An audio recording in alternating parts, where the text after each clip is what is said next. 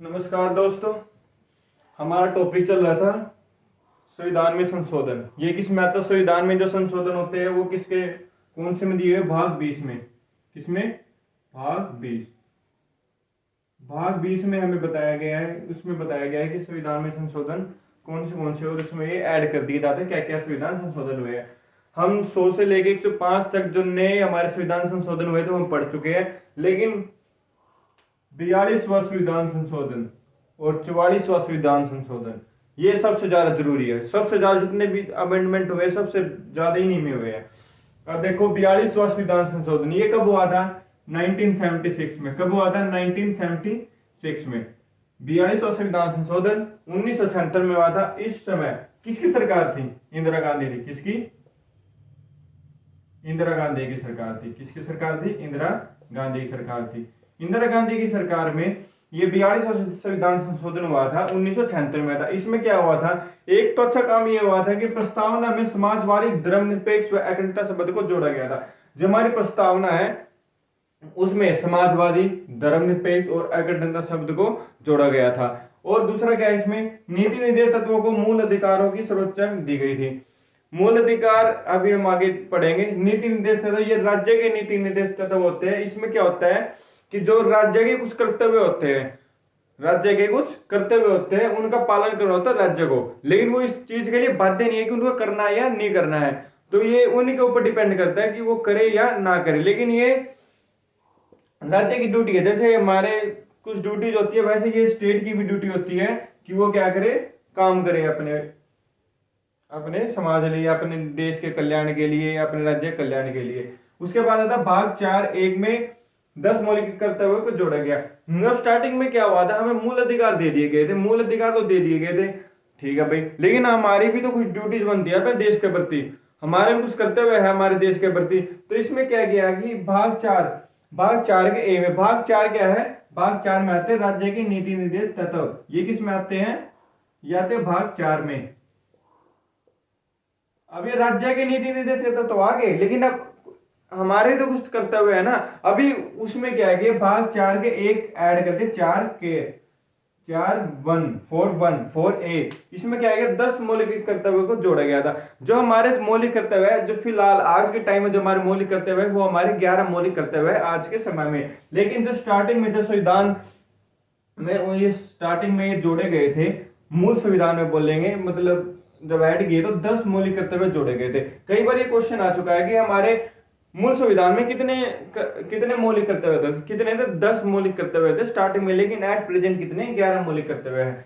अब जो लोकसभा है और विधानमंडल है, विधानमंडल विधानसभा, लोकसभा और विधानसभा का जो कार्यकाल है 5 वर्ष से बढ़ा के 6 वर्ष कर दिया गया था।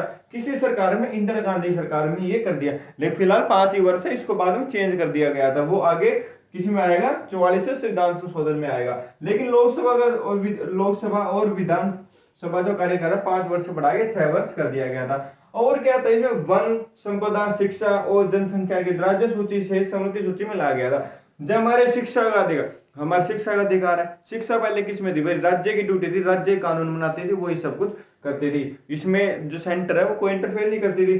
जनसंख्या है, पॉपुलेशन से रिलेटेड जो भी कानून आते थे वो कौन? राज्य बनाता था, सेंटर को इंटरफेयर नहीं करती थी। वन, संपदा, वन हमारे जो पेड़ पौधे से रिलेटेड जो कानून आते थे कौन? राज्य बनाते थे। लेकिन इसमें सेंटर को रोल नहीं हो रहा था। तो इसमें क्या किया गया कि भाई शिक्षा तो जरूरी है, जनसंख्या पे कंट्रोल करना भी जरूरी है, या जनसंख्या को पॉजिटिव वे में यूज करो, जैसे चाइना यूज कर रहा है।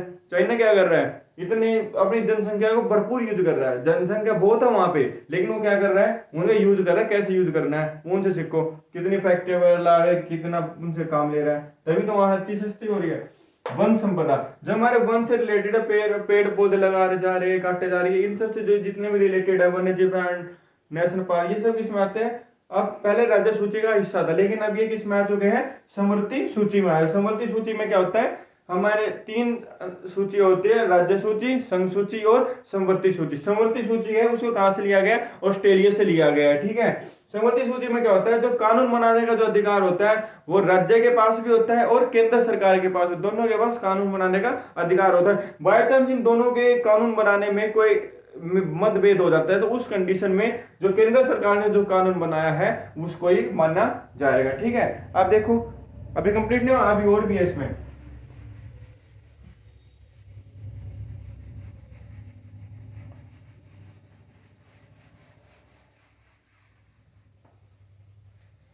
अब इसमें और क्या है, जो लोकसभा 42 संविधान संशोधन में आए, जो लोकसभा है, लोकसभा को भंग करने के लिए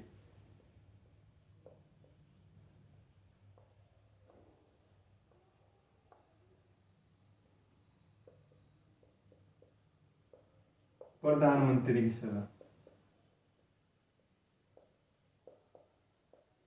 यार प्रधानमंत्री है तो क्या हो गया, इसका मतलब ये थोड़ी है कि वो देश के इतना बड़ा डिसीजन ले लेगा कि वो मतलब लोकसभा को बंद करा देगा, मतलब और जितने भी हमारे एमपी या हमारे जितने मंत्री है उनकी तो कोई अहमियत ही नहीं रही थी। इसके अकॉर्डिंग ये एक नेगेटिव पॉइंट ही था ये, कि लोकसभा को बंद करने के लिए प्रधानमंत्री की सलाह। एक खाली प्रधानमंत्री अगर ये बोल दे कि लोकसभा को बंद कर दो, लोकसभा बंद, लोकसभा का बंद करना मतलब खत्म, पार्टी खत्म, समझे। भंग करना एक होती है, मतलब उसको पोस्टपोन कर देते हैं। पोस्टपोन का मतलब होता है भाई आज मतलब हमारी मीटिंग है, हमारे आज हम असेंबल नहीं होंगे, बाद में आएंगे, आपको बता दिया जाएगा। लेकिन भंग करने का मतलब है कि बिल्कुल ही खत्म कर दी। ठीक है, मैंने आपको ये लोकसभा में और जब मैंने राज्यसभा पढ़ा था मैंने बताया था लोकसभा को भंग कर दिया जा सकता, लेकिन राज्यसभा को भंग नहीं किया जा सकता। राज्यसभा हमेशा चलती रहेगी, प्रधानमंत्री के पास पावर यही होती है कि लोकसभा को बंद करवा सकता, राज्यसभा को नहीं करवा सकता। आपातकाल में अब मान लो इमरजेंसी लगानी है, आपातकाल कंडीशन में आपातकाल लागू करने के लिए प्रेसिडेंट ऑफ इंडिया को पीएम की सलाह। ये बीच में ये क्या ऐड किया गया कि प्रधानमंत्री देख, हमारे जो आपातकाल इमरजेंसी है, इमरजेंसी पावर किसमें है, इमरजेंसी पावर लगानी हो तो किसमें आते हैं, इमरजेंसी पावर आती है आर्टिकल 360 से लेके आर्टिकल 368 आर्टिकल तक हमारे क्या आती है, इमरजेंसी पावर आती है।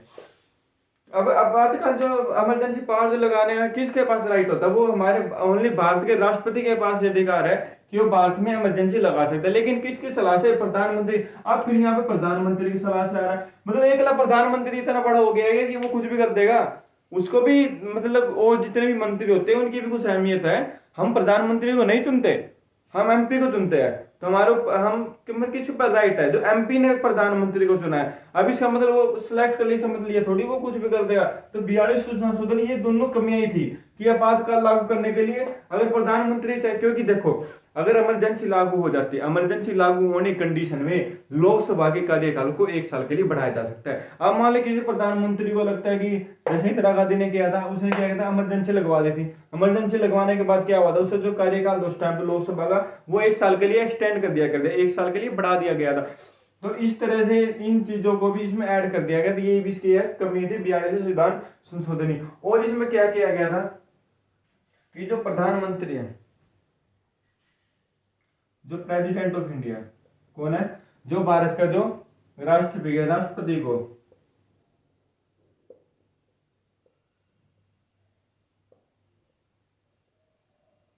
भारत जो राष्ट्रपति है उसका मंत्रिपरिषद की सलाह मानने के लिए बाध्य करें, मंत्रिपरिषद की सलाह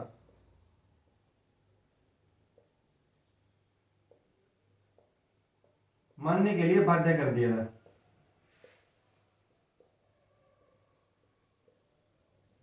मतलब क्या कर दिया गया इसमें कि मंत्रिपरिषद जो भी कुछ बोलेगी ना वो राष्ट्रपति को मानना ही होगा, राष्ट्रपति इसमें कुछ नहीं कर सकता। ये भी इसकी बहुत बड़ी कमी थी इस संविधान संशोधन की, क्या कि प्रधानमंत्री को कि जो राष्ट्रपति है, राष्ट्रपति को मंत्रिपरिषद सलाह मानना ही पड़ेगा। अगर तो गलत भी बोल ले और उसने मान लो मंत्रिपरिषद बोलती है 2 गुना तो 5 होएगा, तो राष्ट्रपति ये नहीं कह सकता भाई तुम गलत हो, ये इसको बाध्य कर दिया, नहीं भाई आपको ये मानना ही पड़ेगा।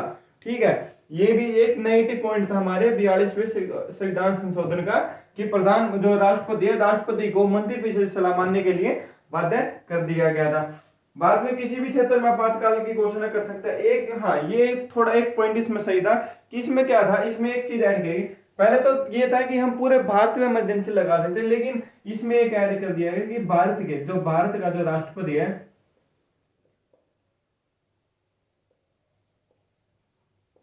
भारत के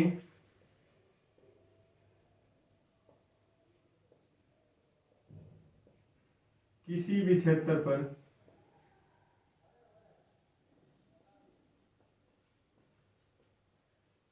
आपातकाल लगा सकता है।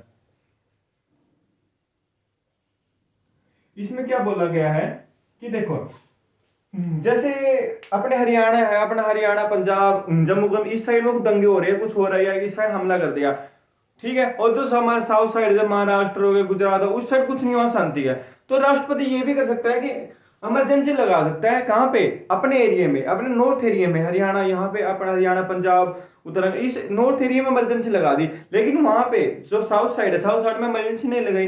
क्या फायदा इमरजेंसी लगाने का? इमरजेंसी लगाने में घाटा ही होता है, मजबूरी में लगाई जाती है इमरजेंसी। इसलिए क्या गया कि इसमें अधिकार दिए, हाँ ये एक पॉजिटिव पॉइंट था कि इसमें अधिकार दे दिया गया राष्ट्रपति को कि वो किसी भी क्षेत्र में, एक पर्टिकुलर क्षेत्र में भी क्या लगा सकते हैं, इमरजेंसी लगा सकते हैं, उसको पूरे उसमें लगाने की जरूरत नहीं है, ठीक है।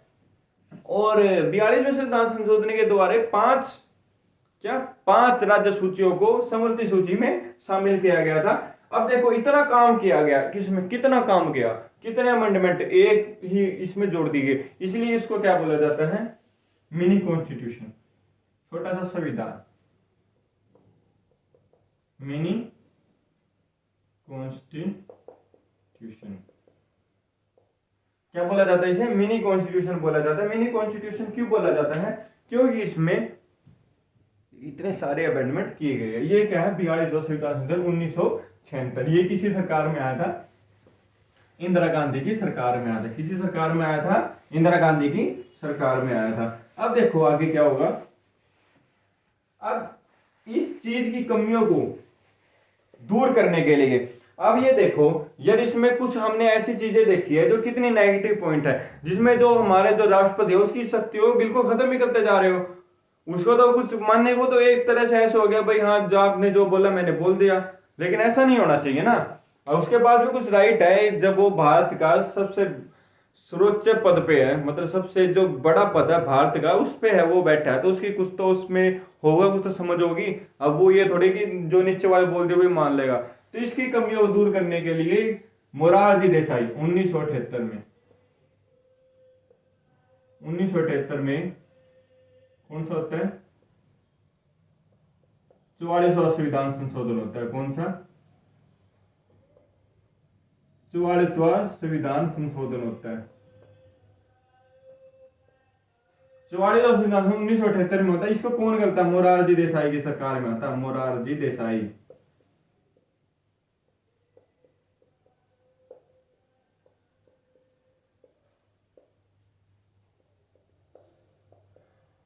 मोरारजी देसाई की सरकार के द्वारा ये 44वां संविधान संशोधन 1978 किया जाता है। इसमें क्या किया जाता है? इसमें सबसे पहले तो एक काम किया जाता है। देखो, सबसे पहले क्या किया मोरारजी देसाई ने? जो लोकसभा है और जो विधानसभा है का कार्यकाल 6 से 5 वर्ष कर दिया है। वापिस कितना कर दिया? 5। मैंने बोला था ना अभी भी 5 है, क्योंकि ये उस टाइम चला यार, इन्होंने गड़बड़ की, अपने फायदे के लिए किया। लेकिन यार कुछ देशभक्त भी होते हैं जो सोचते हैं कि हमें देश चाहे प्यार है और किसी उसी को है, तो उन्होंने नाते क्या गया कि लोकसभा और जो विधानसभा जो कार्यकाल 6 वर्ष से वापिस 5 वर्ष कर दिया गया। इसने प्रधानमंत्री ने मोरारजी देसाई ने राष्ट्रपति की सारी शक्तियों को वापस दिया। अब भारत के राष्ट्रपति को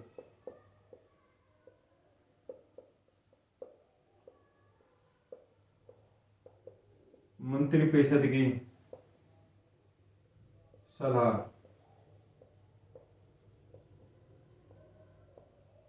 मानने के लिए बाध्य नहीं किया जाएगा। 42वें संविधान संशोधन में क्या बोला था कि जो प्रधानमंत्री जो राष्ट्रपति है वो मंत्रिपरिषद की सलाह मानने के लिए क्या बाध्य कर दिया गया। लेकिन ये नहीं आते, उसकी वीडियो खोल दी, नहीं आपको कोई भी बाध्य नहीं कर सकता। ये किसमें बोली गई है? 44वें संविधान संशोधन 1978 में। और क्या किया इसमें? देखो, इंदिरा गांधी ने एक इमरजेंसी लगाई थी। किस चीज पे इमरजेंसी लगाई थी उसने? अशांति में, कि देश में अशांति फैल गई है और लगा दो इमरजेंसी। लेकिन मोरारजी देसाई ने आते ही एक काम किया,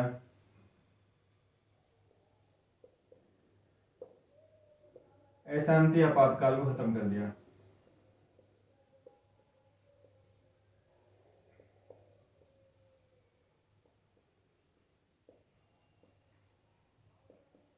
अशांति आपातकाल को खत्म कर दिया, ये कितना बड़ा काम किया। ऐसे तो यार कोई भी आती गवर्नमेंट, कोई बोल देती हाँ देश में अशांति फैली है कर दो। अब जैसे जाट आंदोलन हुआ था, हाँ भाई अशांति फैल रही है लगा दो इमरजेंसी। उनको इमरजेंसी लगाने का फायदा ही है, एक साल बढ़ा देगा अपना कार्यकाल। हाँ भाई इमरजेंसी लग गई थी, हमारे एक साल कार्यकाल बढ़ा दो। अब जैसे कोई भी आंदोलन हो, हाँ भाई इमरजेंसी लगा दो। इस चीज का सही से किया मोरारजी देसाई ने, क्या किया, अशांति आपातकाल को ही खत्म कर दिया। अब अशांति फैलेगी तो भाई कंट्रोल करो उसको, इमरजेंसी लगाने की क्या जरूरत है, ये नहीं चलेगा। ठीक है, तो अशांति आपातकाल को खत्म कर दिया। हाँ, इसकी जगह सशस्त्र बल लगा दिया। हाँ, अगर किसी भी दो राज्य हो गए या कोई बाहर से अगर कोई बाहरी आक्रमण हो जाए या शस्त्र मतलब आपस में राज्य ही आपस में भिड़ जाए, अब वो अपनी सेना लेके आ रहा है, वो अपनी पुलिस भिड़ जाए आपस में, उस टाइम पे इमरजेंसी लगा सकते हैं। वो अशांति नहीं होता, वो क्या होता है, सशस्त्र बल का प्रयोग किया जाता है इसमें।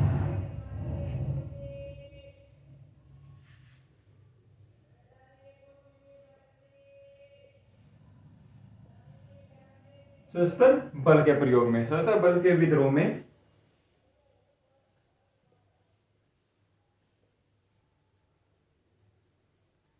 बाद का राष्ट्रपति इमरजेंसी लगा देता है। ठीक है, ये वो हो गए। और भी कुछ पॉइंट है इसमें, और भी ऐड करेंगे। अभी देखो इसमें और क्या है,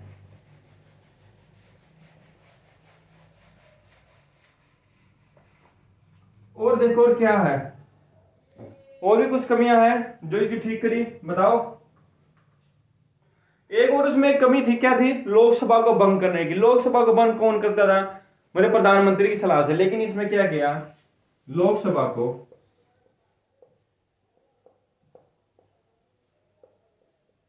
भंग करने के लिए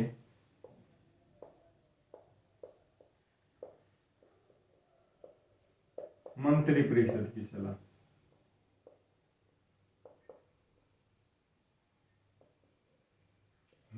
मोस्टली इसमें क्या काम किया गया, जहां जहां प्रधानमंत्री का नाम था वहां वहां मंत्रिपरिषद लगा दिया गया। क्योंकि अगला प्रधानमंत्री बहुत कुछ गलत करवा सकता था, लेकिन मंत्रिपरिषद होगी तो उसमें कोई तो होगा जो देश की सोचता ही होगा। तो पूरी मंत्रिपरिषद की सलाह से इसकी वोटिंग होगी। जब मंत्रिपरिषद बोलेगी तो उसके बाद ये भंग हो सकती है, वैसे नहीं हो सकती है। किसमें है, 44वां संविधान संशोधन 1978 मोरारजी देसाई में। अभी 44वां संविधान संशोधन क्यों लेकर आए थे, 42वें संविधान संशोधन की कमियों को दूर करने के लिए। ये दो बहुत ही जरूरी संविधान संशोधन हुए थे और हर बार क्वेश्चन में आते हैं। हाँ, इसमें जो 44वां संविधान संशोधन था उसमें एक चीज और ऐड की गई थी। क्या ऐड की गई थी, बताओ, याद है कुछ। जो बिल, जैसे जो हमारा संविधान है, जो हमारे लोकसभा राज्यसभा जो बिल पास करके भेजते थे, किसके पास, राष्ट्रपति के पास साइन होता था। पहले वो बाध्य कर दिया गया था कि वो उसको पुनः विचार के लिए नहीं लौटा सकता, उसको साइन करके देने पड़ेंगे। लेकिन अब इसमें क्या बोला कि जो राष्ट्रपति है वो एक बार पुनर्विचार के लिए वापस लौटा सकता है। कि किसने बोला, 44वें संविधान संशोधन में। आज के लिए 2 ही संविधान संशोधन करेंगे। ठीक है, जय हिंद।